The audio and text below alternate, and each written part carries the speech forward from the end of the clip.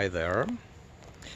I have recorded several videos in Russian about the difference between the life coach, a life coach, and guru. And several people complained about me not doing it in English, so I'm gonna try to fix that problem and record a few videos in English about the difference between the two. This difference is fundamental to understanding spirituality, understanding the difference between ego trip, spiritual materialism, and spiritual elevation, spiritual growth. There is a big problem in the West where we have reduced spiritual teachings to techniques, to classes, to discrete events for which we pay, like retreats. And by themselves they're not really a problem, but they form a strange continuum. So let's start. Well, first of all, a life coach is someone who fixes your life, helps you to fix your life, helps you to live your life better in the current groupthink, in the current society.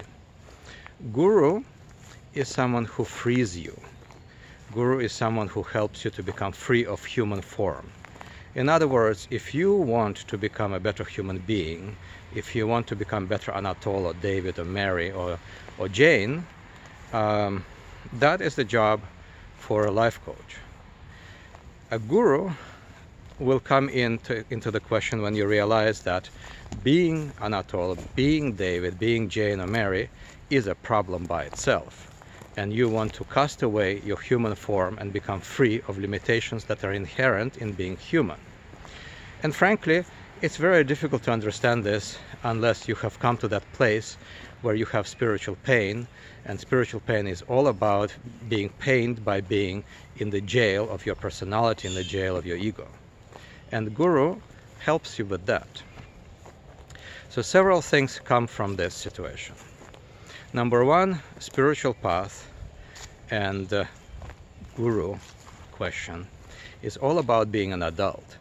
So if you have childhood issues, if you need a mother or father or a parent or whatever, or a guardian, well, it's perfectly fine to be the way you are, haha.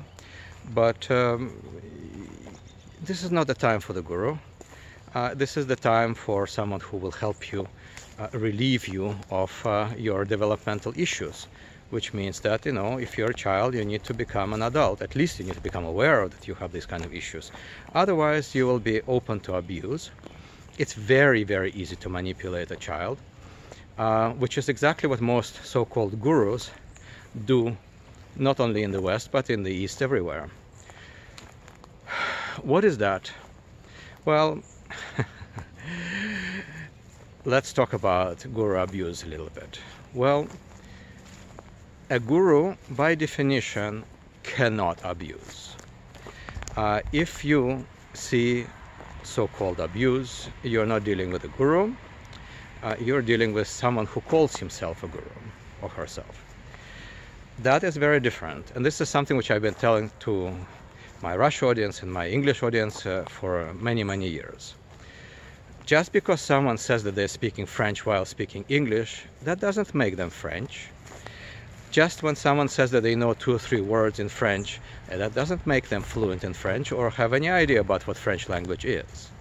Same thing, just because someone calls themselves a guru, or behaves like a guru, or has the trappings of a guru, that doesn't make them a guru. That makes them someone who is acting like a guru. That is not the same thing. So, first of all, it's really your responsibility to take care of this act. And when you are approaching someone who is calling himself or herself a guru, and you sense that there is something wrong, I really don't understand why can you not walk away? Why shouldn't you walk away?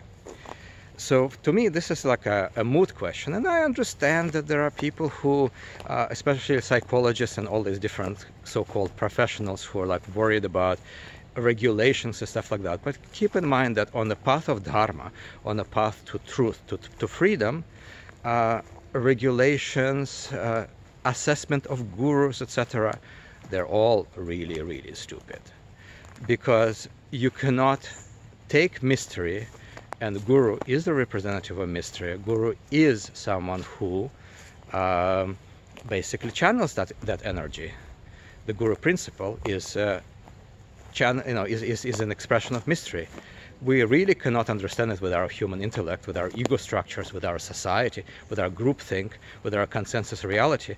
Because, well, first of all, why would groupthink want to understand what guru is about, or consensus reality, when the whole point of having a guru is to get rid of that and go beyond these things? To really understand why would you need a guru, you need to have well-expressed spiritual pain and well-expressed spiritual desire. Otherwise, this is not going to make any sense whatsoever.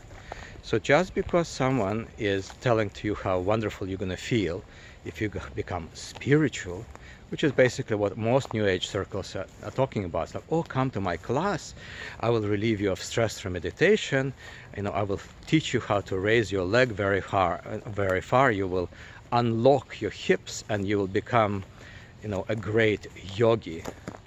No, you won't. That is all just stuff to make you healthier, make you happier, make you better adjusted to society. They have absolutely nothing to do with spirituality. They can be helpful, no question about it, but let's not put the cart in front of the horse. That is not the point of these things. Well, let me stop at this point. Subscribe, like this video, ask questions, react to my words, and have lots of fun. I like all this greenery around here. Bye.